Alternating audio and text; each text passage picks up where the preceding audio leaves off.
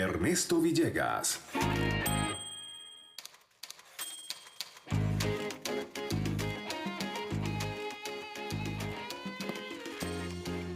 Hola, ¿qué tal, amigas y amigos? Sean todas y todos cordialmente bienvenidos. Hoy es domingo 5 de noviembre del año 2017.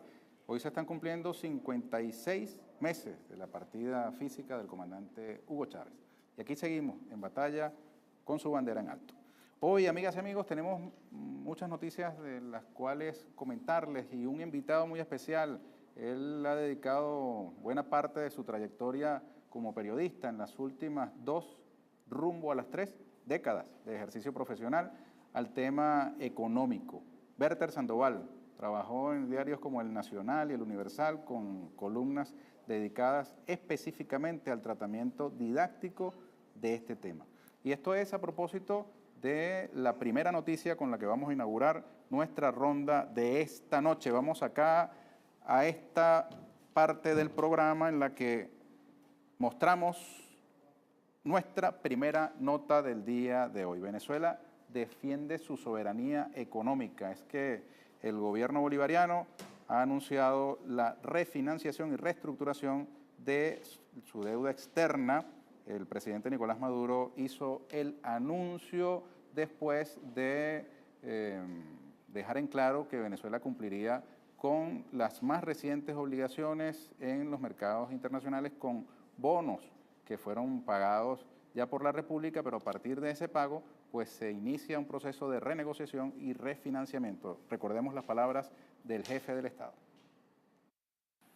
Vamos a hacer un reformateo completo de los pagos externos para hacer un equilibrio y cubrir las necesidades del país, las inversiones del país, pero además romper los esquemas internacionales. Son buenos para cobrarnos, pero Venezuela no tiene acceso a colocar bonos o a solicitar crédito o a refinanciar.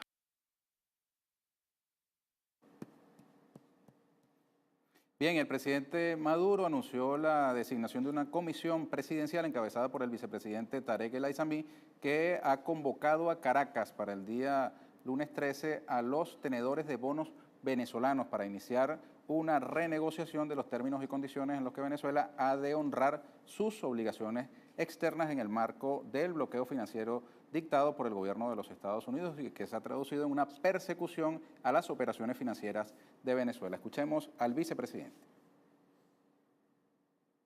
4 años, nuestro gobierno ha honrado sus compromisos de pago por el servicio de deuda externa por un monto total de 71.700 millones de dólares.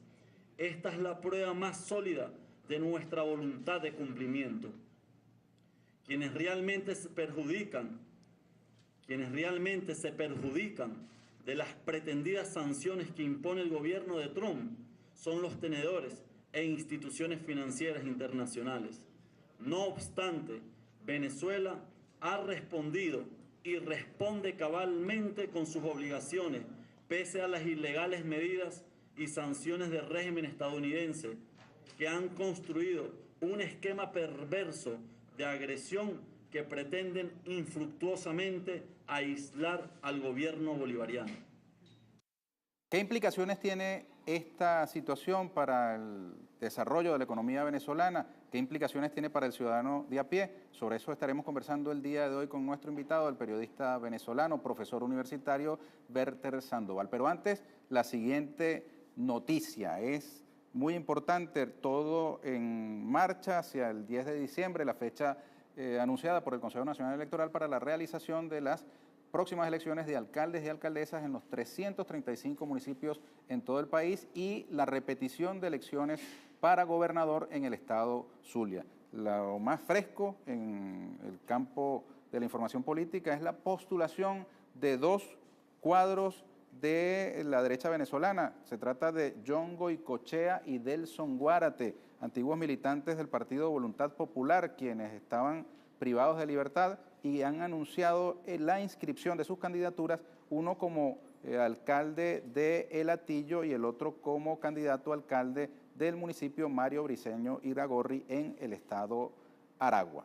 Es, digamos, lo más reciente del proceso de postulaciones que alcanzó 9.249 personas postuladas a los cargos de elección popular que serán elegidos el próximo 10 de diciembre.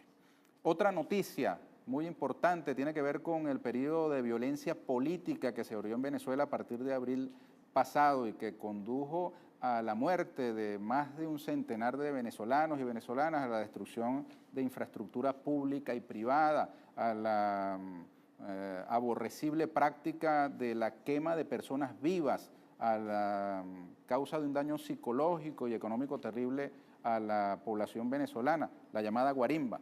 Pues bien, uno de sus voceros fundamentales, uno de los convocantes públicos y notorios de estas acciones, el diputado Freddy Guevara, primer vicepresidente de la Asamblea Nacional, pues ha sido objeto de una solicitud de levantamiento de la inmunidad parlamentaria. El Tribunal Supremo de Justicia acudió a la Asamblea Nacional Constituyente para solicitar el levantamiento de la inmunidad del diputado Freddy Guevara. Y lo más reciente de su caso es que ha huido hacia la Embajada de Venezuela en Chile. El propio gobierno chileno ha emitido un comunicado informando sobre la presencia del señor Freddy Guevara en la sede diplomática chilena aquí en la ciudad de Caracas. Allí permanece en calidad de refugiado y las autoridades judiciales venezolanas le requieren para que sea juzgado por los hechos de violencia ocurridos a partir de abril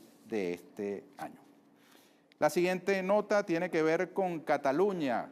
Recuerdan ustedes que el presidente de la Generalitat o Parlamento catalán, Carles Puigdemont, pues fue solicitado por las autoridades españolas, apareció en Bélgica y fueron las aspiraciones del pueblo catalán respondidas con acciones muy severas de parte del Estado español. El expresidente de la Generalitat de Cataluña, Carles Puigdemont, y sus 4 consejeros se entregaron este domingo en la mañana a la justicia belga. La justicia española acusa a Puigdemont y a su equipo de gobierno por delitos de sedición, rebelión y malversación de fondos públicos.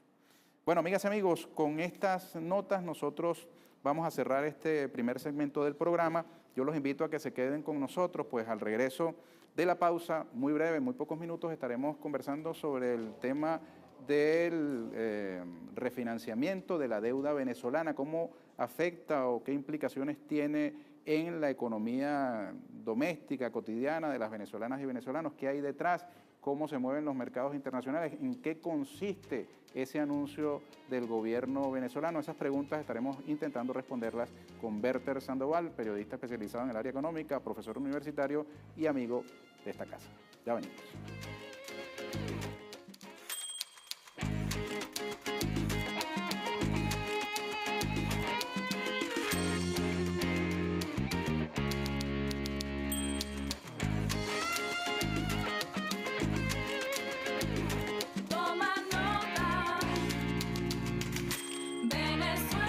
Con Ernesto Villegas.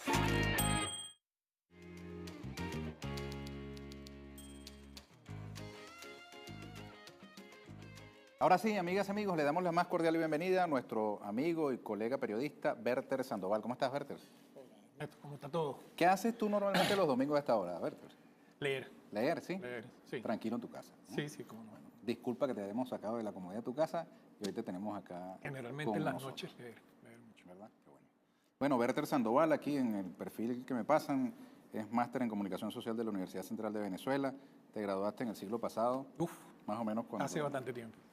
Profesor de Periodismo Interpretativo y Periodismo Económico de la UCB, coordinador de la Maestría de Comunicación Social de los Hidrocarburos en la Universidad Venezolana de Hidrocarburos, coordinador de la página Ciudad Energética en Ciudad Caracas, fue periodista económico del Nacional y el Universal. En el Nacional hacías una columna llamada Menú de Inversiones. Sí, cómo no. Y en el Universal, Guía del dinero. Guía del Dinero. Sí, sí, sí. Pero fíjense, sobre temas del dinero escribía y escribe con mucha propiedad un pobre de solemnidad, porque Werther no es Eso pasa con frecuencia. un adinerado. Eso pasa con frecuencia. ¿Verdad? Sí, sí, sí. Eran 2 columnas dedicadas fundamentalmente a establecer algún tipo de orientación y eran columnas que tenían un propósito pedagógico, porque precisamente cuando yo comencé a trabajar fue en el Nacional y en eso me pusieron en la fuente económica en el Nacional.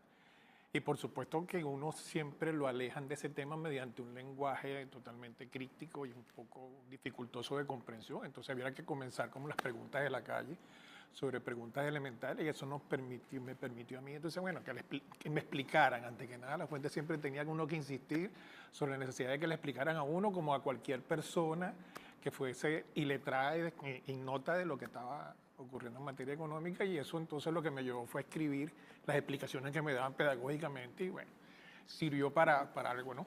Me recuerdas un cuñado mío, Luis Tejido, le mando saludos en Barquisimeto, que él vendía harina Juana, valga la cuña, la mayor distribuía eso. Y entonces perdió su trabajo y empezó a vender repuestos de carros, pero él no sabía nada de carros. Entonces, con su catálogo de partes y piezas de autopartes, fue a las tiendas y les ofreció a los señores de las tiendas, les dijo, mira, vale, vamos a hacer lo siguiente, yo te doy el máximo descuento que me permiten darte, pero tú me explicas qué es eso que te estoy vendiendo, pero yo no sé nada de eso. Y así el hombre se volvió una hojilla. Un especialista. Y para el periodista es muy importante la humildad de decir, yo de esto no sé, claro, explícamelo, ¿no? Claro. Fundamental, sobre todo cuando uno se está enfrentando a cualquier tipo de fuente, sobre todo porque existe algunas fuentes que hablan como con naturalidad, dando por supuesto de que la persona con la que están hablando, que en este caso es el periodista, conoce su lenguaje, pero la tarea del periodista precisamente es desconstruir todo ese discurso, todo ese lenguaje y ponerlo accesible a la gente. Por eso te quise invitar, Bertel, por conocedor del área económica y a la vez por periodista y docente. Te has dedicado a la docencia de un tiempo para acá. Y creo que nuestras usuarias y usuarios agradecerán que podamos salir de este programa con un poco de mayor claridad respecto de lo que ha anunciado el presidente de la República en relación con la deuda externa. ¿Qué significa que Venezuela pague sus obligaciones, pero convoca a los acreedores, a los tenedores de bonos, para una reunión y una renegociación de esos términos, para un refinanciamiento de esos términos, en un contexto de persecución financiera del país, donde el principal gobierno, digamos, del planeta, la primera potencia económica del planeta, ha decretado una persecución, digamos, una prohibición de negociaciones con Venezuela y con PDVSA. Yo quisiera que pudieras explicarnos con, digamos, sencillez los detalles de este anuncio. Y voy a invitar a nuestras usuarias y usuarios a que participen a través de nuestra etiqueta. Vamos a colocarla en pantalla. Etiquetas, eso, ¿cómo lo llaman en castellano? Hashtag, numeral, Bertel Sandoval en Toma Nota. Esa es nuestra etiqueta para las preguntas y comentarios a nuestro invitado de hoy. Bertel. Mira, en principio las necesidades de financiamiento, las necesidades de endeudamiento es una cuestión muy normal en todo el mundo, pues.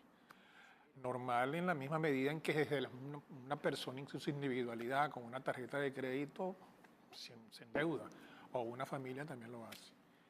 En ese caso es porque puede tener la oportunidad de conseguir un crédito que le sea útil para resolver problemas de flujo, de lo que llaman flujo de caja, tener efectivo y responder a necesidades de diversa índole. Y es factible que lo haga y es importante que lo haga y lo hace. En general, todo el mundo que tiene una tarjeta de crédito así lo hace. Y una de las formas de financiamiento es precisamente la emisión de un papel que se llama bono.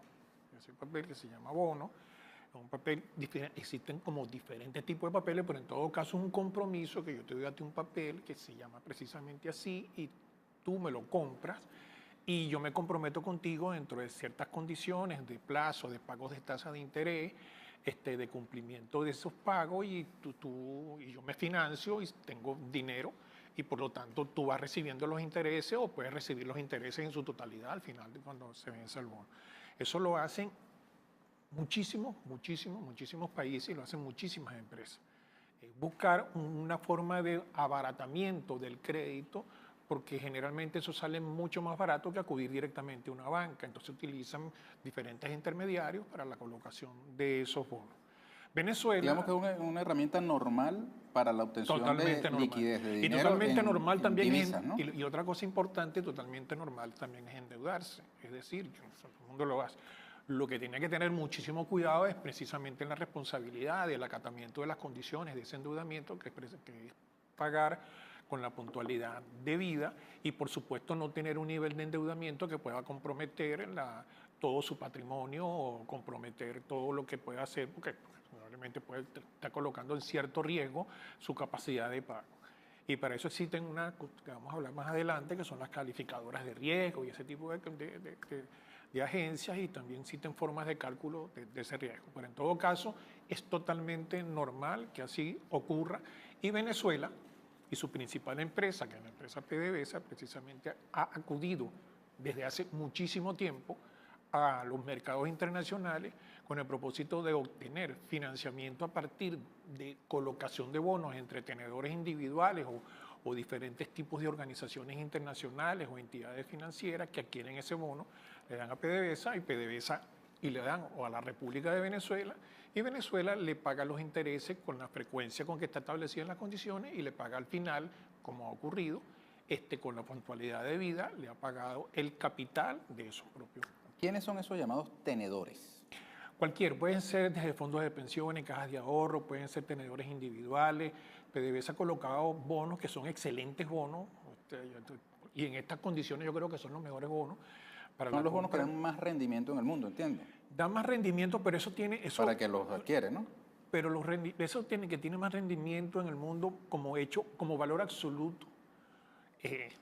No sé si lo podría establecer algún tipo de comparación porque no dispongo de la información. Dan altos rendimientos, pero decir que dan alto rendimiento como algo de que tenemos que pagar alto rendimiento porque Venezuela es un país riesgoso no es precisamente algo de lo cual un lenguaje adecuado. No es el lenguaje adecuado, porque siempre existe la intencionalidad de toda decisión que se haga en economía, como es la decisión de endeudamiento, como es la decisión de comprar el bono o la decisión de hacer mover el precio del bono con el propósito de obtener el rendimiento según los intereses, que son decisiones políticas. Por lo tanto, en el caso de Venezuela, pagan muy buen rendimiento y mucho más con los antecedentes y la seriedad que ha caracterizado a Venezuela, no solamente la Venezuela actual, sino la Venezuela de hace muchísimo tiempo atrás, de que nunca ha dejado de pagar con puntualidad. Los venezolanos nos caracterizamos por tener un nivel de morosidad muy bajo, somos personas muy responsables y es un país bien responsable y siempre ha pagado con puntualidad. Entonces, el alto rendimiento... Cuando dices los venezolanos, ¿te refieres a la población o al Estado venezolano? Al Estado venezolano y a la población.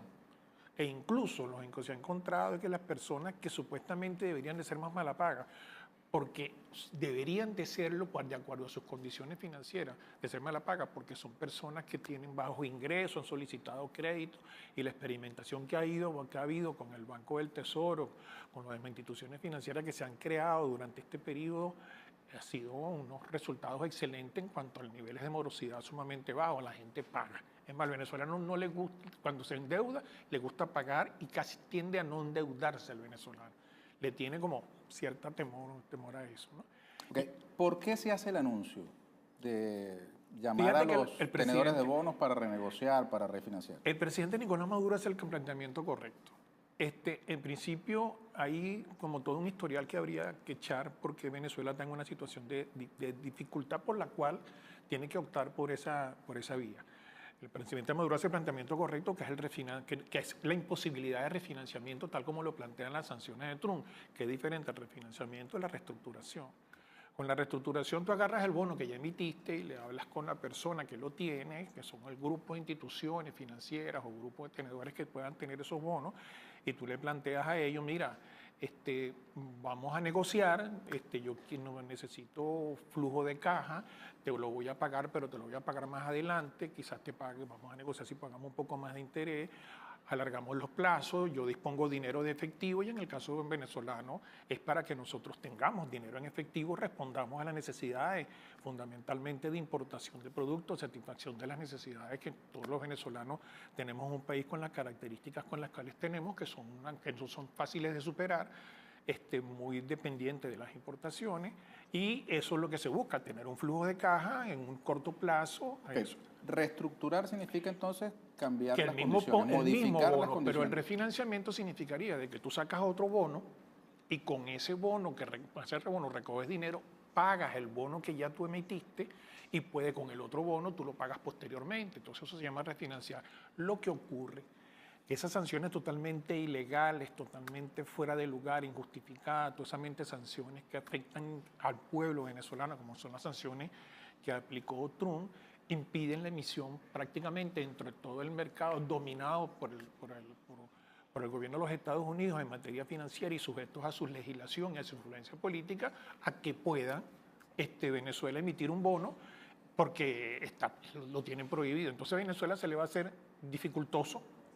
Ya hay que ver los términos de negociación, la conversación, toda una serie de cosas. Es dificultoso el refinanciamiento y quizás pueda optar más por la reestructuración que por el refinanciamiento. En todo caso, eso también tiene un efecto político, porque se le está diciendo a los tenedores de bonos y a las diferentes instituciones, se les está diciendo, uno de ellos se están beneficiando de algo que es que el que te va a pagar, te está diciendo que te va a pagar, pero más adelante. Y cuando te lo estoy diciendo es porque, mira, yo tengo una situación difícil y tú optarías por tenedor de bonos, por el tenedor del papel, por la deuda que tiene, optar porque me lo pague más adelante a que no me pague. Y de allí que ellos también buscarán la manera de garantizar de que en Venezuela efectivamente le pague. Y eso significa para los tenedores de bonos dentro de los Estados Unidos un efecto político. Le podrían incluso, alguno pensará o le volteará la cara y le dirá a Trump, mira, lo que tú estás haciendo es que me están dificultando la posibilidad de que Venezuela me pague. Entonces, miren, ¿qué es lo que puede ocurrir? ¿Qué es lo que puede ocurrir aquí, no? Tenemos participación de nuestras usuarias y usuarios, como te había dicho, a través de la etiqueta Berter Sandoval en Toma Nota. Veamos una de ellas. Julián García pregunta, ¿cuáles son las expectativas de recuperación del mercado interno? La recuperación del mercado interno, bueno, habría que un tanto definir qué es lo que llamaría él, qué es lo que se está llamando el mercado interno, en qué producto y en qué naturaleza. En todo caso, lo que se está buscando y que se va a lograr, por el éxito que tenemos que apostar para esas negociaciones, es que tengamos un flujo de caja que nos permita atender las responsabilidades en materia de importación y pago y otros compromisos, en virtud de que podemos alargar los plazos de pago y tener dinero más disponible en el mediano y en el corto plazo, ¿no? Mira, tenemos un video muy interesante sobre la guerra financiera, es el número 5. ¿Lo tienes a tiro? Si lo tienes a tiro, vamos a ver. A pesar de las dificultades económicas de los últimos años, Venezuela ha pagado puntualmente sus obligaciones en materia de deuda externa, siendo la cancelación del bono PDVSA 2017 la más reciente muestra de ello. 1.121 millones de dólares fueron cancelados por Venezuela este 3 de noviembre. En total, durante los últimos 4 años, Venezuela ha cancelado, y de manera puntual, 71.700 millones de dólares, cumpliendo así de manera cabal con sus obligaciones internacionales. Pero la guerra financiera contra Venezuela no da tregua. A lo largo de este 2017, la administración de Donald Trump ha establecido una serie de sanciones contra el Estado venezolano, con la finalidad de aislarlo e impedir que pueda honrar con el pago de sus obligaciones internacionales. Pretenden hacer caer a Venezuela en default. El pasado 25 de agosto, la Casa Blanca emitió una declaración en que textualmente se prohíbe a particulares realizar transacciones con títulos de deuda y acciones emitidas por el gobierno venezolano y su compañía petrolera estatal, PDVSA. También se prohíbe realizar transacciones con ciertos bonos existentes que pertenecen al sector público venezolano, así como los pagos de dividendos al gobierno de Venezuela. En septiembre, las medidas de Trump impidieron al Estado venezolano realizar el pago por concepto de importación de 18 millones de cajas con alimentos para la población, del programa Consejos Locales de Abastecimiento y Producción, CLAP. Múltiples colocaciones de bonos en el exterior por parte de Venezuela fueron bloqueadas de manera sistemática por parte de los Estados Unidos. Y también, la banca internacional se ha sumado a la agresión contra Venezuela.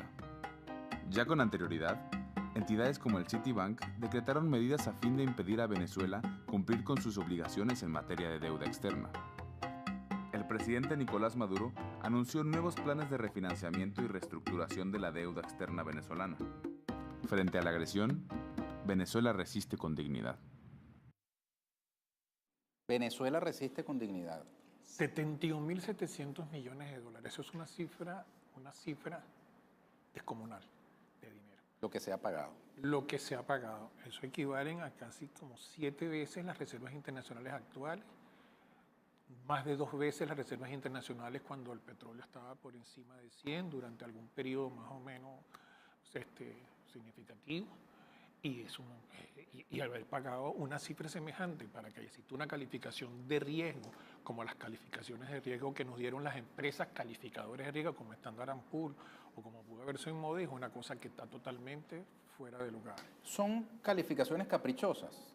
Son calificaciones políticas, porque ese argumento puede ser muy bien, cualquier persona puede meterse en cualquier buscador a través de Internet, coloca calificaciones de riesgo durante la crisis que hubo de la burbuja inmobiliaria y se va a encontrar que lo que llaman las hipotecas subprime, que fueron precisamente los paquetes de hipotecas que se entregaron a personas, hipotecas entregadas a personas para la compra de vivienda, pero que eran personas que tenían dificultades para que cualquier banco con algún grado de seriedad y respeto no se los hubiese dado.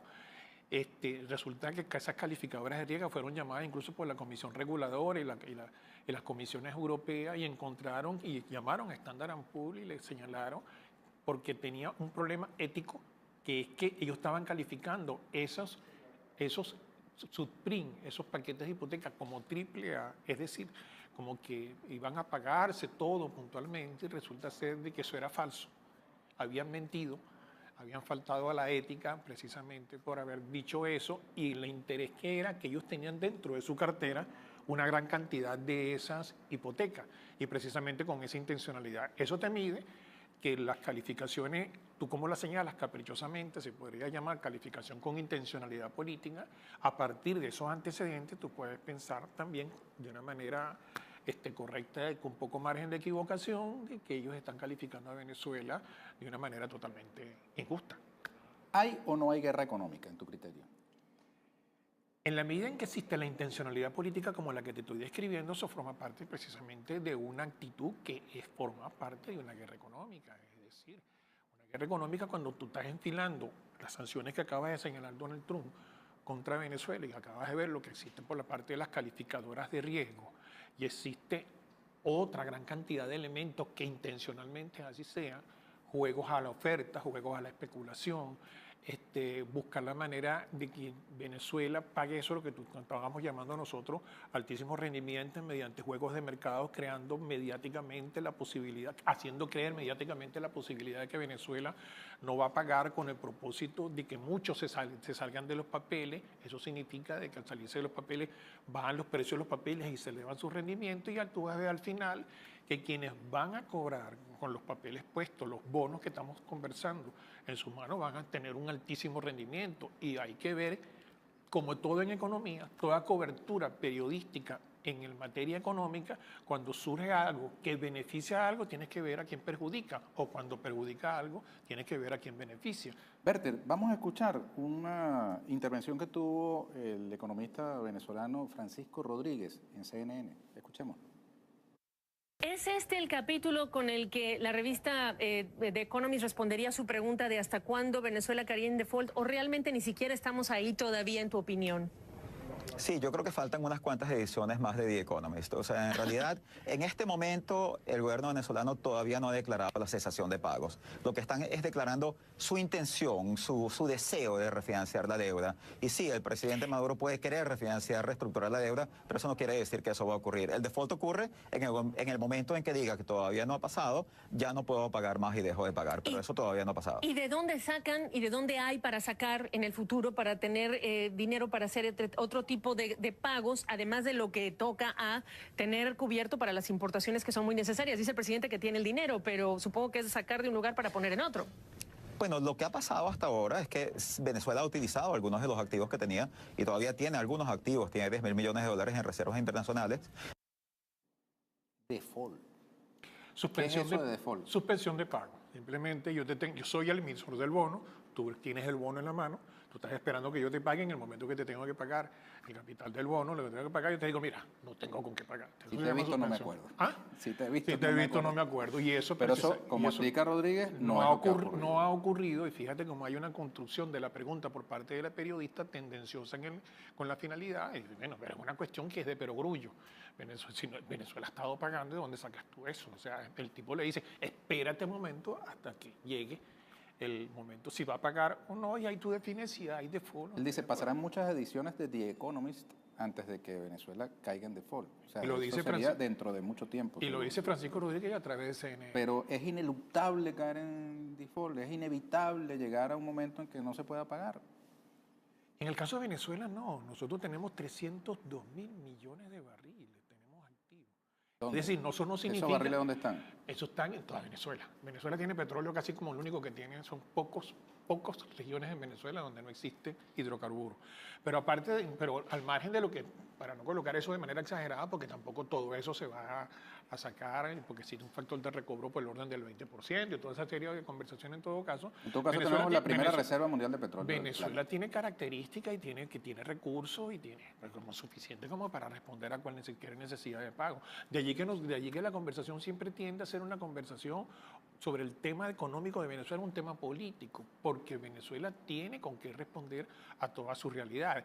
Es más, y Venezuela tampoco está sola, es decir, existen vínculos y relaciones con otro país, y eso lo podemos ver cómo fue la reacción de China ante el anuncio del presidente Nicolás Maduro sobre la reestructuración. Ya no le dijo, sino que simplemente, bueno, vamos a ver cómo, estamos seguros de que Venezuela va a lograr superar eso y va a pagar, tan sencillo como eso.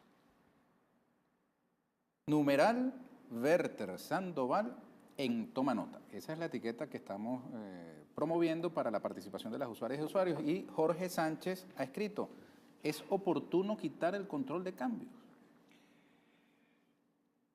Yo soy de la persona convencida que la avalancha de dólares que llegaron en los primeros años, los primeros años de la década de los 70, cuando se transformó aquella Venezuela Saudita, que fue el primer gobierno de Carlos Andrés Pérez, eso le dio una estocada a una política cepalina, que era de la CEPAL, que era aquella de la sustitución de importaciones, y que uno de los elementos de aquella sustitución de importaciones era tratar de mantener un tipo de cambio que no fuese sobrevaluado, sino que fuese un tipo de cambio. El tipo de cambio sobrevaluado, es decir, sobrevaluado significa que el dólar es barato. Eso vino con la primera Venezuela Saudita, que luego se tradujo en la famosa crisis de la deuda en los años 80. Que fue está barato a menos. Yo creo que la mejor expresión de la Venezuela rentista es tener un dólar sobrevaluado, porque eso te impide la transferencia de tecnología, la creación de empresas venezolanas para que fabriquen, no pueden competir con el producto importado porque incluso hasta a veces es más barato.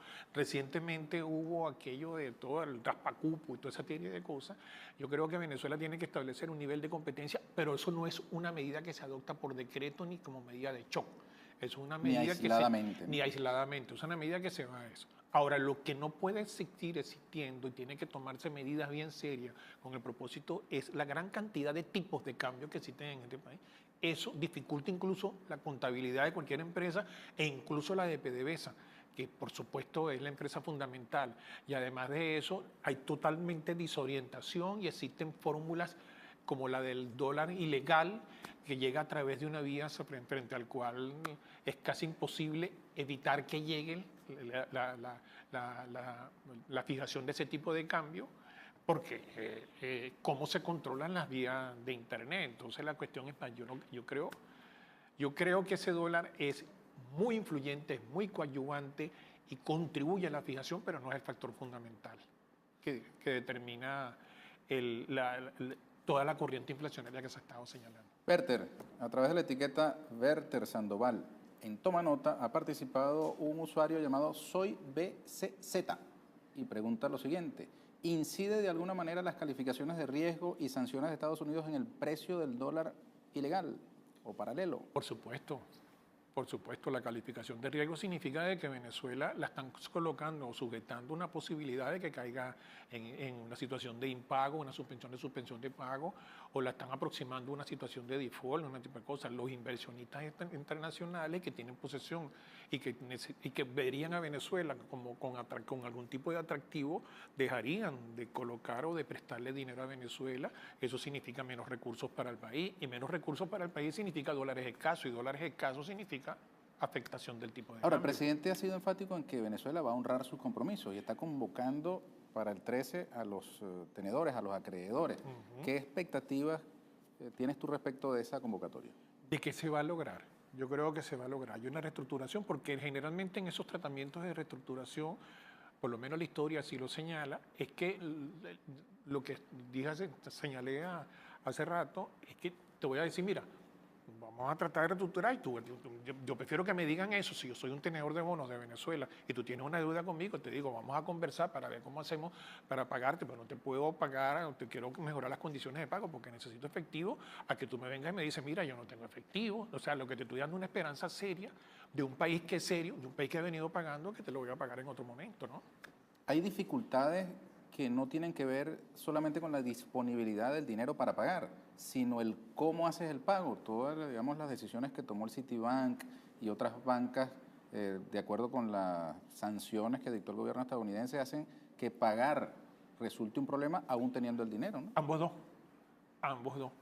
Porque incluso hubo un cierto retraso en los recientes pagos que hizo la República de Venezuela, que hizo PDVSA, y no fue precisamente porque el dinero no estaba. O sea, el presidente lo señaló, habló con JP Morgan y le señaló que estaba el dinero, que lo tenían allí en caja, y resulta ser de que el cuidado que montaron todas las instituciones financieras a raíz de las sanciones que se aplicaron a Venezuela era para no caer en alguna violación de las leyes de Estados Unidos aplicadas, o de las sanciones, los marcos legales de las sanciones, que las pusiese ellos en un grado de dificultad.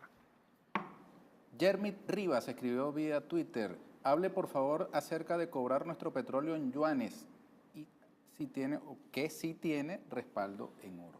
No lo hagas ahora, Berter Sandoval, sino después de la siguiente pausa. Ya venimos.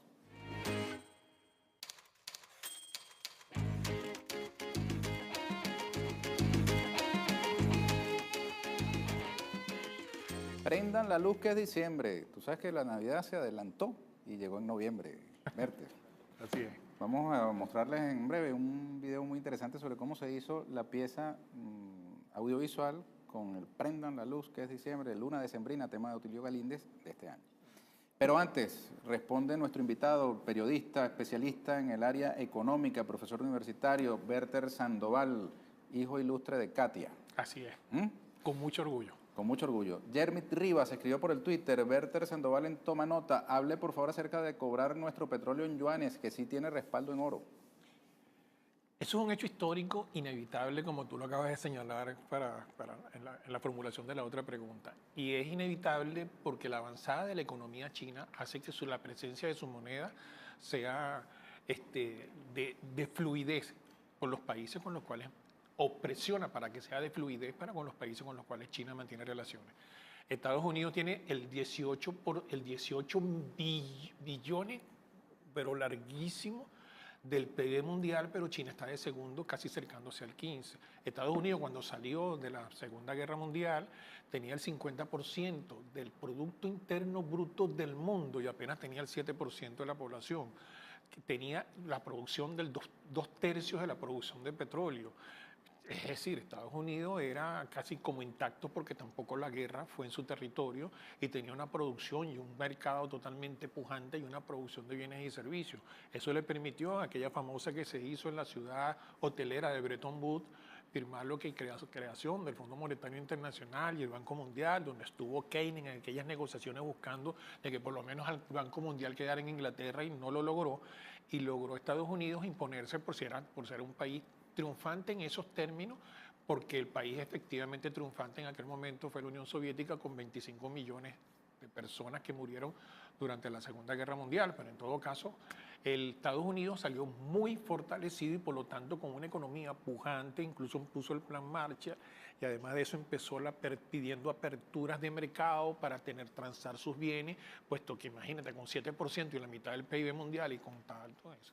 Eso le dio una gran fortaleza al dólar y estableció aquella relación de $35 por onza del oro, porque Estados Unidos también tenía el 80% del oro del mundo, porque todas las naciones en estado de conflicto colocaron el oro en los Estados Unidos y le dio gran respaldo a eso. Eso duró hasta la guerra de Vietnam.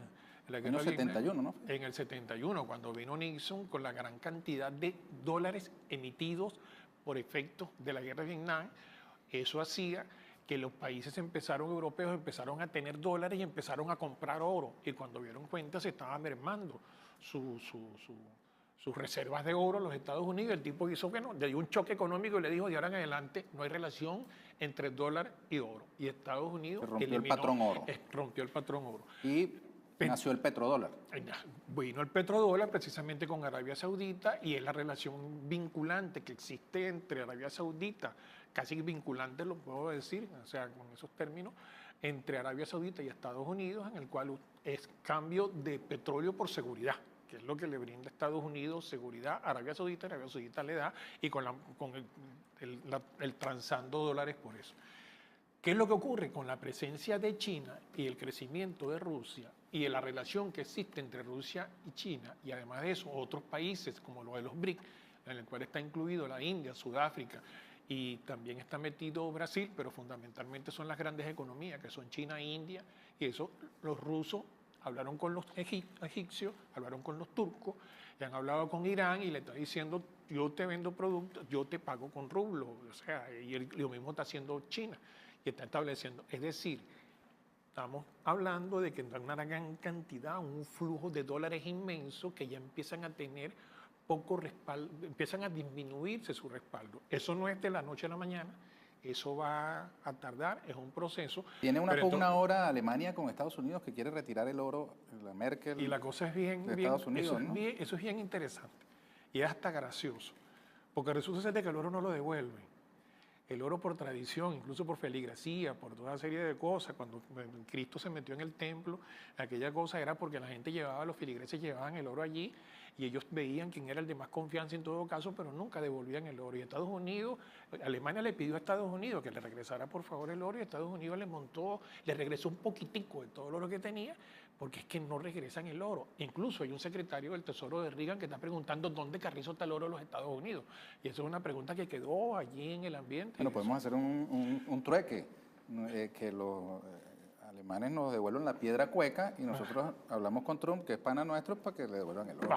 Bueno, sería una tremenda negociación, sería interesante que eso... Pues total que el yuan pasó a formar parte de los derechos especiales de giro, que es lo que se transa dentro del Fondo Monetario Internacional, junto con el euro, junto con el yen, junto con la libra esterlina y junto con el dólar, y ahora está incluido el yuan. Es decir, los chinos están haciendo cada vez más presencia con su moneda en el mercado internacional y por su alta capacidad económica, que es la segunda economía del mundo, indudablemente que si tú negocias con dólares, yo voy a poder negociar con yuan, y Venezuela está negociando ahora, por lo menos cotiza su hidrocarburo en yuan, montó una cesta de moneda, pero por favor, es importante que los venezolanos tengamos claro que todas estas medidas no tienen resultados inmediatos. Estas medidas son muy a largo plazo, estas son medidas que tienen paso, porque sustituir la moneda funcional dólar, si tú vas a negociar con otro país que no sea los Estados Unidos, siempre va a ser en dólares, y eso no es otro país que no sea en Estados Unidos, en China, y esos países funcionan es con dólar, o sea que eso no es una cosa que es muy sencilla, pero es un Ahora, paso... el intercambio, por ejemplo, con China puede hacerse en la moneda china, ¿no? Puede hacerse en la moneda. Si tú vas a adquirir bienes y servicios en China, podrías pagarle con la moneda que ellos te pagan. Ajá, nosotros les vendemos petróleo, ellos nos pagan con yuanes, ellos tienen el respaldo del yuan, que lo tienen con el oro, y nosotros podríamos... Pero, por ejemplo, material CKD para la construcción en Venezuela de carros Chery, que son chinos. Claro. Podrías pagarlos en yuanes. Claro. Yo estoy aquí haciendo una elucubración, no es que esté por involucrado supuesto, en eso. Iván, por supuesto, en todo caso, pero también hay que eso requiere bancos custodios, eso requiere todo o sea, no es de la noche a la mañana. No es de la noche a la mañana, eso requiere toda una superestructura financiera en materia internacional para que se pueda concretar. Acuérdate que el papel dominante del dólar no ha sido eso no se quita de la noche a la mañana. Los ciclos económicos y no es que solamente es dominante, sino que seguirá siendo dominante por mucho tiempo. Los ciclos económicos son más largos que de pronto los ciclos políticos. Por supuesto, pero es un paso adelante que Venezuela incluso quiera hacer o no se quiera, Eso va a ser inevitable porque los chinos tienen una presencia significativa dentro del escenario económico internacional. Werther, mira, en breve vamos a poner un video muy interesante sobre este tema. Vamos a hacer algo, vamos a colocarlo al final del programa, porque es un poquito largo, ¿no? Para que no sea una pausa, sino que al terminar el programa dejamos ese video rodando, que es muy interesante, sobre este tema. Antes, veamos lo que en el lenguaje audiovisual llaman el making of, ¿verdad? Del video navideño. Prendan la luz que es diciembre. Veamos.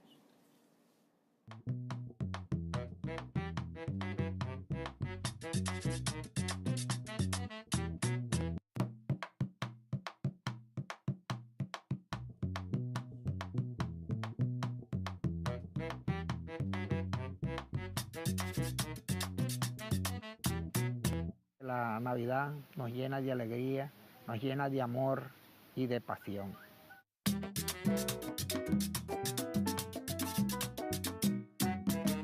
La Navidad es nuestra razón de ser. Nosotros nacimos para cantarle al niño Jesús. La música navideña es la unión de la familia. Toda la familia se reúne alrededor del aguinaldo, alrededor de la gaita. Otilio es la Navidad, la sentida preciosura del color en las alturas de la espiritualidad. Supremo gesto, bondad, prendan la luz sin demora.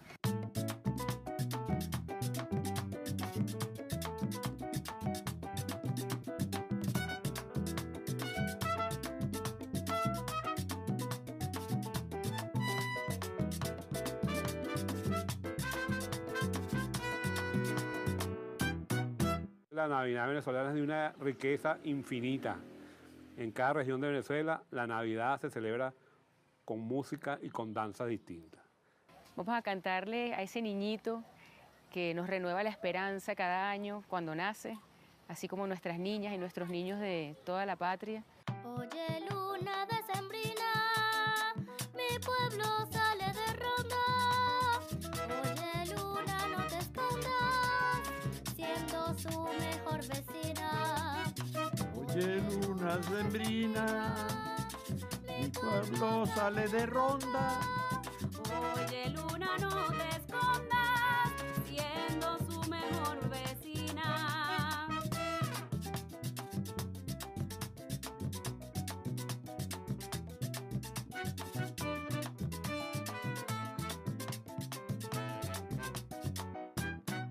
Que pasemos el 2017 una Navidad llena de felicidad. Que este y todos los años sirvamos en la misma mesa el amor y el respeto mutuo, siempre andando juntos por Venezuela.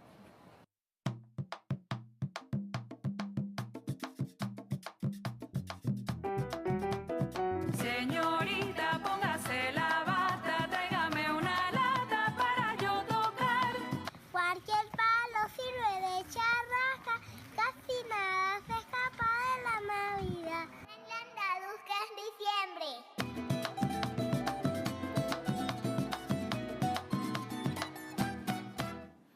Luna decembrina, ese es un hermoso tema de Otilio Galíndez que nos alegra la Navidad, sobre todo para los niños, ¿eh? Trabajador de nuestra insigne y amada Universidad Central de Venezuela. Mira, Werther, bueno, volvamos a lo nuestro. Este programa, por cierto, está de segunda en las trending topics, en las tendencias. Werther Sandoval toma nota. La primera es la palabra Texas, porque en Texas hubo un atentado terrorista, una muerte. Aprovechamos para enviar nuestras palabras de solidaridad con el hermano pueblo de los Estados Unidos de América, que con cierta frecuencia lamentablemente viven episodios de esta naturaleza, ¿no? Pero bueno, Werther, esto tiene una traducción, el tema económico, los bonos, el refinanciamiento, la renegociación, la calificadora de riesgo, la persecución financiera por parte de los Estados Unidos contra Venezuela, en el bolsillo del venezolano. Al fin y al cabo, el centro es el hombre y la mujer. ¿Cómo afecta toda esta situación al venezolano de a pie, al que se tiene que enfrentar con las consecuencias de todo este cuadro? Mira, estamos en una situación bien compleja. La economía no se puede resolver nunca con una sola formulita. Incluso mucha discusión en torno a si una si es o no una ciencia, lo que sí es multidisciplinaria y tiene yo no sé cuántas variables que determinan los hechos y cuando va por un lado, va por el otro. Todo este preámbulo estoy tratando de colocarlo para efectos de decir lo siguiente: el Estado necesita ingresos. Hay una clave fundamental. Toda la cantidad de misiones y obras sociales que está realizando el Estado en beneficio de la población como derecho, como acto de solidaridad y como principio, eso requiere de ingresos. Por lo tanto, la manera de resolver aquello bajo la óptica, como yo la veo, no es precisamente recortar los gastos para eso. Quizás reestructurar, hablando en fórmulas de reestructuración de algunos gastos que puedan ser necesariamente recortados por efectos de inoperatividad o algún tipo de cosa. Pero fundamentalmente no es recortar gastos, es buscar ingresos. Y el Estado necesita buscar ingresos. Un indicativo de que el Estado necesita ingresos para responder a las necesidades precisamente perentorias o de corto y mediano plazo es la reestructuración de la deuda. La reestructuración de la deuda le va a permitir al Estado no pagar yo ahorita para disponer dinero y atender las necesidades que tiene la población. Porque fíjate la cantidad, Werther, entre los 841 millones de dólares que se pagaron hace unos días y los 1.100 hace poquito, son alrededor de 2.000 millones de dólares. Es comunal, y el año que viene... Que se están pagando a los tenedores de... Y el año que viene la cifra está entre 8 y 9 mil millones de dólares. Las reservas internacionales están rondando los 10 mil millones de dólares. Por supuesto, afortunadamente, lo cual tampoco significa no se vaya a establecer mucha alegría en el sentido de que no vamos a levantarnos muchas expectativas. El petróleo ya está por lo menos por encima del presupuestado, está en 45 el promedio de lo el que venezolano, el ¿no? venezolano. Pero la cesta PEP ya está por encima de 50. No, el mismo venezolano también está por encima de 50. Pero en promedio. Como la última semana, el promedio de la última semana, pero el promedio en lo que va de año va en 45. Pero comparado con las necesidades, los propósitos, los presupuestos que nosotros nos pusimos como Estado-nación cuando estuvo el petróleo por encima de 100, y es atender todas las necesidades urgentes de la población, tal como colocarle una canaimita a los niños, con el propósito de que se inserten en este mundo que requiere, que es inevitable y es toda persona que no esté metida en Internet simplemente no existe. Por lo tanto, requiere meterse en ello para poder la formación y toda una serie de cosas. Eso hay que mantenerlo y se mantienen esos gastos. Parte del mantenimiento de esos gastos, como lo señaló el presidente Maduro también, era precisamente haciendo tripas corazones como para mantener todo ese tipo de... Por lo tanto, la sugerencia es buscar ingresos. Y ahí podríamos nosotros entrar en otra larga conversación acerca de cuáles serían las fórmulas que tendría el Estado para tener ingresos. Hemos hablado de la cuestión del tipo de cambio, que no puede precisamente seguir este tipo de cambio, este alboroto de tipos de cambio o diversidad de tipos de cambio. Se requiere tener mucho más orden en eso y tener un tipo de cambio que cumpla propósito y otros rubros, como precisamente hablar de que tendría que el Estado buscarse sus propios ingresos. Mira, dentro de las complejidades que tiene el tema económico, está el que hay venezolanos que tienen cantidades siderales de divisas en el exterior, que durante muchos años, históricamente, han estado de alguna manera captando la renta petrolera y han terminado, por ejemplo, financiando el sur de la Florida o el desarrollo inmobiliario de Panamá. Y son capitales de origen venezolano. Claro. ¿Cómo ves tú eso? Hay que desarrollar una política y esa política también no es una política sencilla. Eso no es una cuestión que le dicen venezolanos, véngase para acá y ese tipo de cosas. Primero porque no hay ninguna... Si son mal habidos, como 400 millones de dólares que tiene el gobierno de los Estados Unidos, por efectos de esos tipos de negociaciones que se hicieron con sobreprecio a raíz y con bienes y compras que realizó PDVSA allá en Estados Unidos y que en Estados Unidos los tipos se declararon culpables y que por tanto reconocieron que habían cometido actos de corrupción y el Estados Unidos le confiscó 400 millones de dólares y eso fue en el año 2016 y hasta ahora no lo han entregado. Existe dinero mal habido producto de la corrupción, que existen las fórmulas legales con las cuales se han hecho reclamos de que el Estados Unidos estaría en la obligación de entregarnos ese dinero, puesto que se lo llevaron. Es decir, si llevaron un dinero robado para acá y lo metieron allá, tienen que efectivamente regresarlo. Los otros otras divisas, grandes cantidades de divisas, hay que desarrollar toda una política para hacer de Venezuela precisamente que esos dineros regresen. Eso tiene también muchas variables y fundamentalmente bajo el criterio y la lógica que cuando uno cubría los agentes económicos decían que no hay nada más miedoso que un dólar. Entonces, no le puede decir a los gringos, mira, vale, vamos a hacer lo siguiente, donde quiera que usted vea una mansión de un venezolano, cóbrese con eso. Bueno, si el dinero fue mal habido, eso es otra cosa, pero si el dinero se lo llevó... Vamos a media, dijo una vez alguien, creo recordar. Claro, pero si el dinero... Cóbrate la mitad y manda la otra mitad para que nosotros resolvamos problemas sociales aquí que bastante falta nos hacen. Mira, Werther, ¿cuál es el papel en las sanciones que los Estados Unidos han dictado y en estas dificultades que se han atravesado en la capacidad de Venezuela para acceder al crédito internacional, de las diligencias, de las gestiones realizadas por Julio Borges ante la banca internacional y los gobiernos extranjeros que han sido, digamos, públicas y notorias para la aplicación de este tipo de Bueno, eso de como mecanismos? venezolano irse al exterior y conversar con la banca internacional o con políticos influyentes de gobiernos extranjeros a propósito de que no le hagan préstamos a Venezuela, que no atiendan las necesidades planteadas por el país en diversos campos, porque no sé qué grado de influencia, pero existe en la decisión que tomó el gobierno de Santos de no venderle vacunas a Venezuela para atender el paludismo y la malaria. Es una cuestión sumamente grave. Es decir, eso no se le hace a la patria, eso no se le hace a nadie. Y eso de ir hablando mal de Venezuela, eso es inadmisible. Y por supuesto, siendo vocero de un sector de la oposición venezolana o de la oposición venezolana en el momento en que fue, y lo dándole a entender de que representaba a la oposición venezolana y decir aquello, por favor, eso bajo ninguna óptica. Mira, Werther, el tema de los precios, ¿cómo ves tú este fenómeno? Porque hay una vieja discusión de qué es primero el huevo o la gallina. Recientemente el presidente Nicolás Maduro dictó un aumento de salarios, ¿no?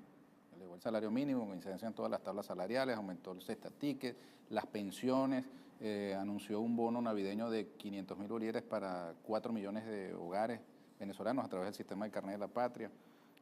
Medidas de alguna manera para proteger la capacidad adquisitiva de los venezolanos frente a la Navidad, estos días en los que aumenta el consumo, frente a una ola especulativa tremenda, ¿no? Hay quienes dicen, bueno, pero entonces los precios tienen necesariamente que subir, no se hubiera hecho eso, pero también hay otros que dicen, bueno, es que si igual nos estamos enfrentando a unos precios muy elevados, ¿cómo hacemos para rescatar la capacidad adquisitiva del salario, ¿no? Uno no ve a nadie diciendo, no me deje ese aumento. Todo el mundo termina aceptando ese aumento. Pero, ¿cómo ves tú esa discusión? Mira, yo creo que hay que tocar el tema de las políticas monetarias. O sea, sin caer en el monetarismo, sin caer en medidas neoliberales, tal como lo estoy señalando, de que cuando tú ves la crisis que hubo en Europa a raíz del boom, de la burbuja inmobiliaria que hubo en los Estados Unidos y de las políticas que aplicó Aznar, José María Aznar en España, que era la cuarta economía europea, y eso se extendió incluso para mucha Europa. Cuando tú ves las medidas, la lista de medidas, todas figuraban con recortes de gasto que se tradujo en España con los famosos desahucios, en las cuales la gente... Que es la llamada austeridad. La llamada austeridad que significa... Que suena bien.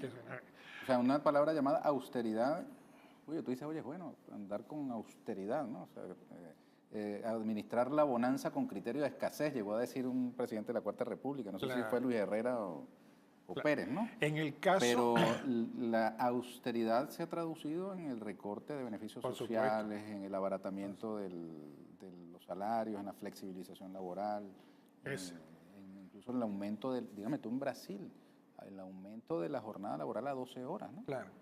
Bueno, en Venezuela cuando se aplicó el paquete de Carlos Andrés Pérez en el año 89 que ocasionó el Caracazo, la situación de inequidad y de pobreza fueron determinantes en que el pueblo venezolano saliese a la calle porque le estaban aplicando una medida sobre unas condiciones que lo empobrecían de una manera mucho más abyecta y lo colocaba en una condición. Se sentía totalmente abandonado y se sentía que la aplicación de aquellas medidas lo hundía y el gobierno y el pueblo reaccionó y fue lo que ocurrió en Caracazo. Yo siento que aquí hay una diferencia sustancial. O sea, nosotros no podemos obviar para nada todas las medidas sociales que se han aplicado a través de las misiones. Por lo tanto, cuando yo te digo que se requiere ingreso y no recortar gasto, es que se tienen que tomar medidas. Una, yo estoy completamente de acuerdo en eliminar eso, tener un sistema de ajuste del precio de la gasolina, llámenlo alza, llámenlo como lo quiera que sea, y no puede ser de que nosotros tengamos una gasolina a $1 y se la estén llevando en Colombia, donde está costando el mismo litro. Yo no sé. Entonces, yo no conozco los números, Werther, pero me huele, olfateo, que sale más barato regalar la gasolina que cobrarla.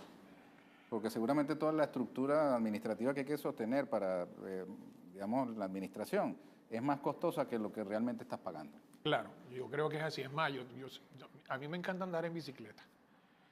Y yo le propondría al Estado que yo creo que sale mucho más barato por el descongestionamiento de hospitales, porque la gente va a dejar de fumar, va a dejar de tomar licor, la gente va, incluso va a ser menos contaminante con los carros, que incremente el precio de la gasolina y que casi que traiga bicicletas y que regalen bicicletas. O que compren bicicletas baratas en el precio de las bicicletas, que se estimule el uso de las bicicletas.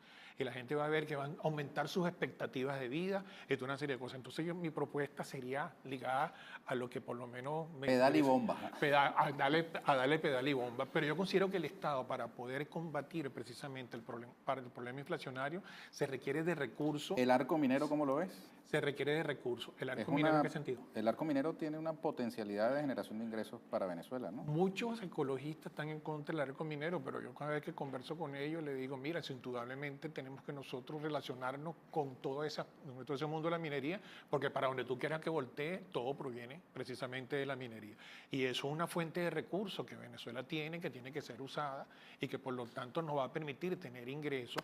La cuestión está en cómo empleemos esos ingresos, cómo acabemos con el rentismo petrolero para efectos de que nosotros no creemos los lazos de dependencia de importación de productos que nos puedan nosotros poner en una situación dificultosa en el momento en que esos productos caigan de precio, como ha ocurrido con el petróleo, que indudablemente también es una decisión política. Tanto el precio bajo del petróleo como el precio alto del petróleo son decisiones políticas, y eso lo dice Adrúbal Batista y lo dicen otros. El petróleo, tanto bajo, la ubicación del precio del petróleo obedece a una racionalidad política de los grandes intereses que manejan el mundo de los hidrocarburos. Ya nosotros prácticamente, nosotros tenemos influencia por ser miembros del OPEC sobre el precio del petróleo, pero prácticamente nos imponen el precio del petróleo. Werther Sandoval en Toma Nota es la etiqueta posicionada entre las dos primeras en las tendencias de Venezuela. Kenneth Rodríguez participó y pregunta lo siguiente: ¿por qué Venezuela no deja de vender petróleo a Estados Unidos? Total, golpe con golpe no es trampa. Explíquenme este escenario. Es que Venezuela no tiene por qué dejar de tener relaciones con los Estados Unidos. No hay necesidad de que no tenga relaciones con Estados Unidos. Si Estados Unidos se propone no tener relaciones con Venezuela, no hay nada, a menos que haya un asunto también de yo no sé qué envergadura mayor. Los Estados Unidos tienen una presencia significativa en todo el mundo y existe el pueblo de los Estados Unidos y existen infinidad de bienes y productos que se producen en los Estados Unidos, y Venezuela tiene también productos con los cuales vender a los Estados Unidos, que ahorita fundamentalmente sean los hidrocarburos, pero por supuesto no existe una razón de peso como para que en Venezuela deje de tener relaciones con los Estados Unidos, en términos tal como lo está planteando que interviene la persona que está interviniendo ahorita, ¿no? No le veo sentido eso. Lo que ocurre es, no sé cuál sería el trasfondo. Otra participación con la etiqueta Werther Sandoval en Toma Nota: ¿qué pasará con el precio del petróleo con el supuesto anuncio de nuevos yacimientos en México? México es uno de los países que le queda menos petróleo en el horizonte temporal. O sea, le quedan petróleo para menos de 10 años. Consiguió, cada rato se consigue también más hidrocarburos, eso no tiene ningún efecto, digámoslo, inmediato. México ha sido partícipe junto con Venezuela y ha estado cercano a los miembros del OPEC para propósito de establecer políticas petroleras, e incluso en este momento donde están ellos en una apertura, llaman ellos apertura de la participación del sector privado, un país que era sumamente nacionalista con petróleos mexicanos, y no creo que tenga un efecto significativo. Lo que está teniendo un efecto significativo son los acuerdos logrados con gran esfuerzo político de Venezuela y con el apoyo de Rusia, que es un país altamente productor de petróleo y que no pertenece al OPEC, y el resto de los países se han logrado, es que el acuerdo logrado el acuerdo que se logró de la reducción de 1.8 millones y bajo la expectativa de que continúe, está causando esto con alza de los precios del petróleo, ¿no? Bueno, lo prometido es deuda. Tenemos un video con el que vamos a despedir el programa, pero antes vamos a ofrecerle unas palabras de cierre a nuestro invitado, Werther Sandoval, hijo ilustre de Katia, periodista, especialista en el área económica, profesor universitario. ¿Qué le dice a Venezuela? Bueno, yo creo que siempre tenemos que asumir la esperanza con una participación activa, tanto como sentido organizacional, en sus propias comunidades, y ser partícipe tanto de la distribución justa de los beneficios que nosotros logremos conquistar, tanto como de lo que nosotros podamos producir. Yo creo que hay una responsabilidad compartida en esta construcción de este país y por lo tanto el sentido de la producción, el sentido de la distribución, el sentido organizativo en las comunidades, sea cual sea, así sea una junta de condominio, tiene que prevalecer, porque la economía, ningún proceso inflacionario se va a abatir, ningún problema económico se va a abatir si no existe un sentido de la organización. Es algo así como, para decirlo en un lenguaje mucho más coloquial y mundano, así como nuestras madres dicen, donde comen dos, donde come uno, comen dos. Yo creo que en Venezuela, donde come alguien, podemos comer todo el resto, pero tiene un sentido organizativo de producir lo que se tiene y fundamentalmente tiene sentido de la distribución de lo que se produce. De allí que mucha gente plantea, y yo creo que es cierto, una organización de los brasileña sí lo dice, la Vía Campesina, que dice que el problema no es fundamentalmente de producción, sino de distribución. Y de hecho Estados Unidos tiene 330 millones de habitantes y produce alimentos para 1.000 millones de habitantes. Estados Unidos puede alimentar toda África, tan sencillo como eso. Y sin embargo, por ser un problema de distribución y de injusticia en materia de distribución, yo creo que esa comida no llega precisamente a los estómagos de muchos africanos. Bueno, y es histórico el rol de las mafias, de las roscas de la distribución, claro, que hace que incluso fábricas controladas por los trabajadores o incluso fábricas estatales producen unos productos, pero terminan cayendo en ese, digamos, ciclo de la distribución y terminan apareciendo en las redes de bachaqueo a unos precios exorbitantes. Porque bajo su forma son expresiones de algo que nosotros tenemos que combatir también para acabar con este proceso inflacionario, que es la fijación de precios por parte de esas mafias, pero también de los monopolios y oligopolios, que también tiene relación, o sea, ya la cuestión se tiende a complicar un poco más, pero en todo caso son monopolios y esas mafias tienen tal peso significativo en la sociedad que arrastran los precios y los pegan en toda la cadena. Oye, podríamos estar mucho rato más, Werther, pero dos palabras, los CLAP, ¿qué te parecen? Formidable, formidable. La atención, el problema fundamental, no solamente de Venezuela, sino de todos los países del sur y de todos los países, incluso en los mismos Estados Unidos, el problema fundamental es el problema de la pobreza. Y atacar la pobreza, atacar las necesidades de las personas que tienen dificultades de acceso a satisfacer sus necesidades básicas es una tarea fundamental que tiene todo gobierno responsable, porque al ritmo de esos sectores de la población es que se mueve el resto de la sociedad. El presumir de que tú puedes mover una sociedad simplemente satisfaciendo a los sectores que puedan tener mayor poder adquisitivo y olvidándote del resto, al final quien te marca la historia y el que te mueve, te empuja todo el resto de la sociedad, son precisamente esos sectores. Y no solamente por ello, sino porque es justicia social. Lo que tienen que hacer en esos sectores es asumir la responsabilidad tanto productiva, distributiva y organizativa en términos de solidaridad y de justicia entre su propia población. ¿Qué hubieras leído si te hubieras quedado en tu casa esta noche? A Milán Kundera. ¿Ah, sí? Sí. Qué bueno. Te invito, Werther, a ti y a todas y a todos los que nos escuchan y a los compañeros de trabajo aquí en Venezolana de Televisión. A partir de este jueves 9 se instala en los espacios abiertos del Teatro Teresa Carreño la Feria Internacional del Libro de Venezuela en su edición número 13. Te espero por allá. Allá estaremos. Y a ustedes también, amigas y amigos. Gracias, Werther, por tu participación. Gracias por la invitación. Saludos a la familia y saludos a Katia. Gracias, con gusto. Amigas y amigos, los dejo con un video muy interesante. Se explica por sí mismo sobre el mismo tema que venimos conversando con nuestro invitado de la noche de hoy. Yo me despido hasta el próximo domingo, cuando los espero en una nueva emisión de este programa, siempre con muchísimo respeto por ustedes. Muy buenas noches. ¿Ven este billete? Son $20 americanos.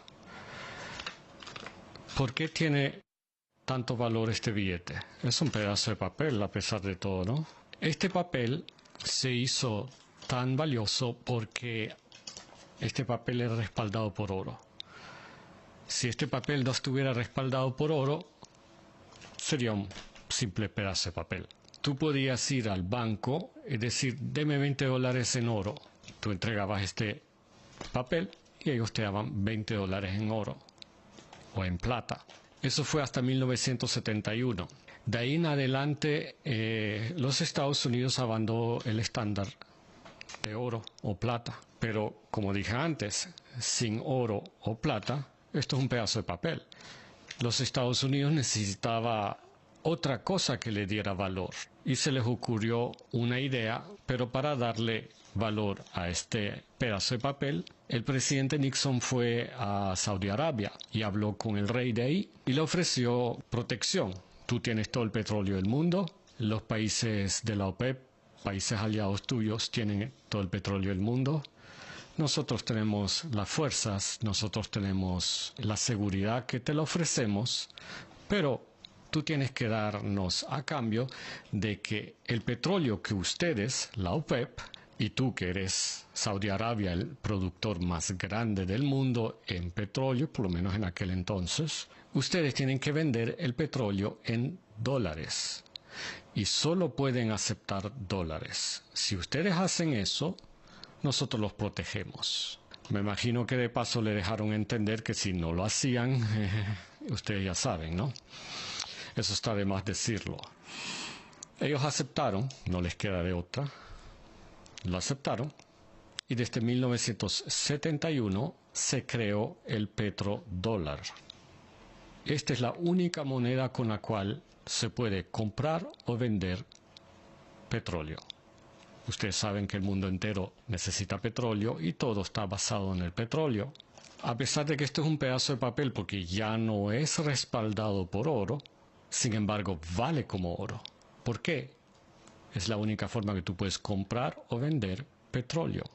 El petróleo hoy en día es el oro negro, y por lo tanto esto sigue teniendo valor a pesar de que es un simple pedazo de papel. Estados Unidos es el único país en el mundo donde pueden imprimir cuantos papeles quieran, porque ellos vienen y imprimen esto respaldado en nada. Y pueden imprimir cuantos quieran de estos, billones, trillones, cuantos sean. Y sigue teniendo valor solo por una cosa, porque es la única moneda con la que puedes comprar petróleo. Ahora las cosas están cambiando. Algunos países se han atrevido a tratar de cobrar en otra moneda. Por ejemplo, Libia. El señor Gaddafi se le ocurrió aceptar euros. Empezó a vender petróleo y gas natural a Europa y pidió a cambio euro. Ya ustedes saben lo que pasó, la historia es sabida por todos. Otro que se le ocurrió hacer lo mismo fue el país de Irak. Ustedes saben lo que sucedió ahí. Las imágenes de la estatua que se cae dieron la vuelta al mundo entero. Es la gente que ha desafiado esto, el petrodólar. Pero hay países que los Estados Unidos de repente no puede usar esa misma táctica. ¿Y qué está sucediendo? Ahora es China que está desafiando esto. China quiere empezar a pagar en su moneda. Eso es un problema serio. Estados Unidos no puede ir a hacer lo mismo que hizo con Irak y Libia. China, sea como sea, es un país que se puede defender muy bien, tiene armas nucleares, es una superpotencia y no pueden hacer lo que han hecho en Libia y en Irak. Ahora hay un problema serio. Cuando esto pierde el valor, viene la inflación. Y eso no es una cuestión de si acaso, sino es una cuestión de cuándo, porque eso va a pasar. ¿Quieren poner sanciones a Rusia? Ok. China dice, óyeme, Rusia, yo te compro tu petróleo, pero no te voy a pagar en dólares, ya no más. ellos le están diciendo a los Estados Unidos, agarra tu petrodólares, porque nosotros vamos a usar el yuan. Pero Rusia de repente dice, pero yo no quiero tu yuan. Bueno, hagamos lo siguiente, dice China. Nosotros te compramos tu petróleo, te vamos a pagar en yuan, pero cuando tú quieras, tú puedes cambiar tu yuan en oro. A Rusia dice, ok, dame tu yuan, ¿sabes? Porque Rusia está comprando oro, más que nadie. Rusia es el comprador más grande de oro en este momento. China dice, oye, Irán, en Estados Unidos ya no te quieren y te tienen todas esas sanciones. Nosotros compramos tu petróleo y tu gas natural, lo necesitamos aquí. China está comprando todo, está comprando cobre, está comprando oro, está comprando gas, petróleo. Y los chinos le dicen a los iraníes que estás llenos de sanciones, no le puedes vender a más nadie. Pero nosotros queremos tu petróleo y tu gas natural, pero vamos a comprarte en yuan. Y tú puedes agarrar el yuan y convertirlo en oro cuando tú quieras. Los chinos van donde los saudis ahora. Nosotros ya no vamos a pagar en dólares, te vamos a pagar en yuan por petróleo. Pero puedes convertir ese yuan en oro cuando tú quieras. La muerte del petrodólar va a ser la muerte de la economía americana. Porque ¿qué va a suceder? La Reserva Federal de los Estados Unidos, que es privado, no es del gobierno, ya no van a poder imprimir esto.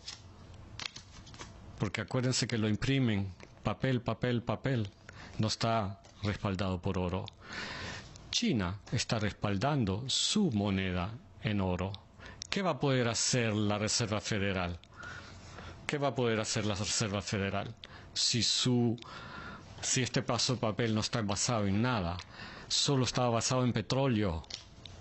Una vez que el petrodólar muere, Estados Unidos pierde su estatus como la economía más grande del mundo. Eso es una cuestión que falta poco que suceda. Ahora, ¿cuáles son las repercusiones a nivel mundial cuando eso suceda? Cuando China entra a la Asociación Mundial de Intercambio Comercial en el 2000, la clase media en China era del 5%. 5% era la clase media de China.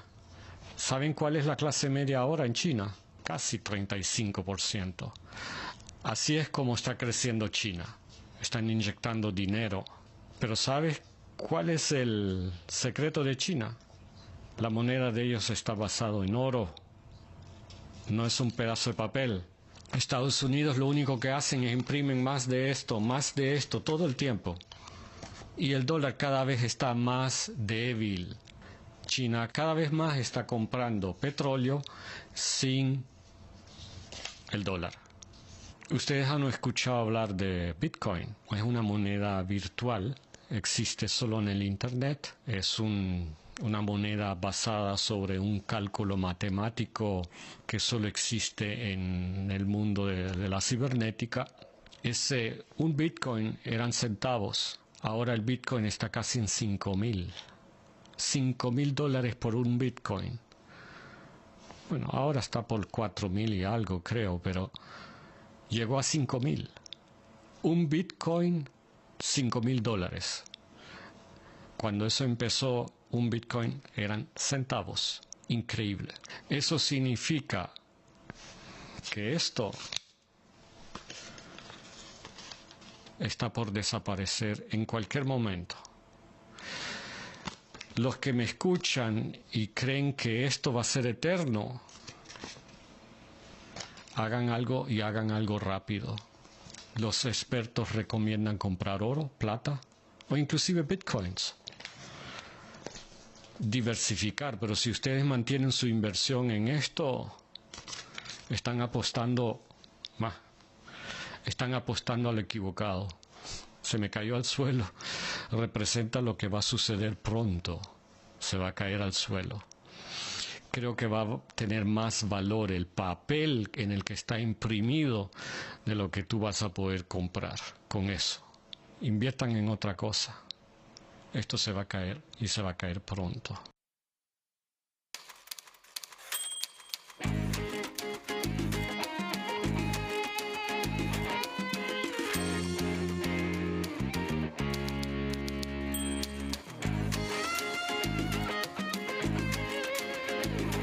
Toma nota, Venezuela. Con Ernesto Villegas.